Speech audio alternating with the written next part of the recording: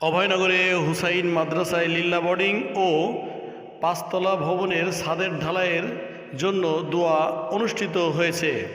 অভয়নগর উপজেলার রাজঘাট পশ্চিমপাড়া হজরত হুসাইন তালা আনহু মাদ্রাসা ও এতিমখানার লিল্লা বোর্ডিং ও ছাদের ঢালাইয়ের জন্য দোয়া অনুষ্ঠিত হয়েছে। 22 নভেম্বর শুক্রবার মাগরিব নামাজ শেষে মাদ্রাসা প্রাঙ্গণে এক আলোচনা সভা মাদ্রাসার প্রতিষ্ঠাতা ও সাধারণ সম্পাদক কাজী হুসাইন আহমেদের সভাপতিত্বে ও মুন্সি আব্দুল মাজেদ এর সঞ্চালনায় অনুষ্ঠিত হয়। আমন্ত্রিত অতিথি হিসেবে উপস্থিত ছিলেন নোয়াপাড়া পৌরসভার সাবেক কাউন্সিলর জাকির হোসেন, বিশিষ্ট সমাজসেবক আতিয়া রহমান মোল্লা, আনিসুর রহমান, ফারুক হোসেন, রবিউল ইসলাম কাজী সহ এলাকার গণ্যমান্য ব্যক্তিবর্গ উপস্থিত ছিলেন।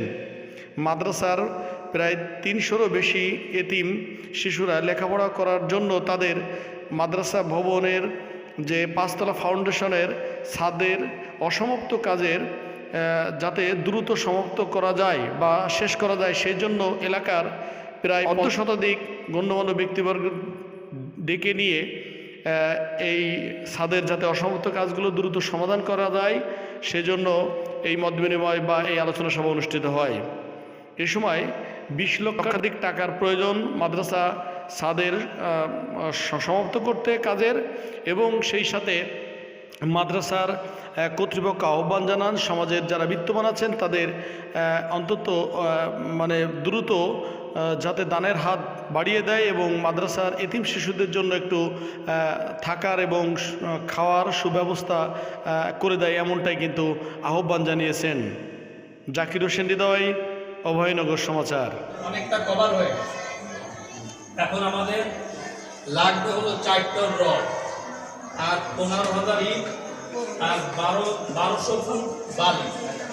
এইটা খুবই যার যদি সিমেন্ট লাগে ওটা মোটামুটি আস্তে আস্তে কভার। ইনশাআল্লাহ মিস্ত্রি খরচ হয়ে গেছে, অন্য রড হয়ে গেছে, অন্য সিমেন্ট হয়ে গেছে, অন্য আদার্স খরচ রেডি আছে। এখন 4 টন রড, 15,000 ইট, 1200 ফুট বালি হলে আমরা আল্লাহ নিচ্ছে কাজটা সমাধান করতে পারি। আলহামদুলিল্লাহ আপনাকে আমাদের কাছে 5,000 কথা দিচ্ছে রওনা করতে ইনশাআল্লাহ হয়ে যাবে। আমি আমার সালাম জানিয়ে যে কথা বলবো সেটা হচ্ছে শিক্ষা জাতির মেরুদণ্ড।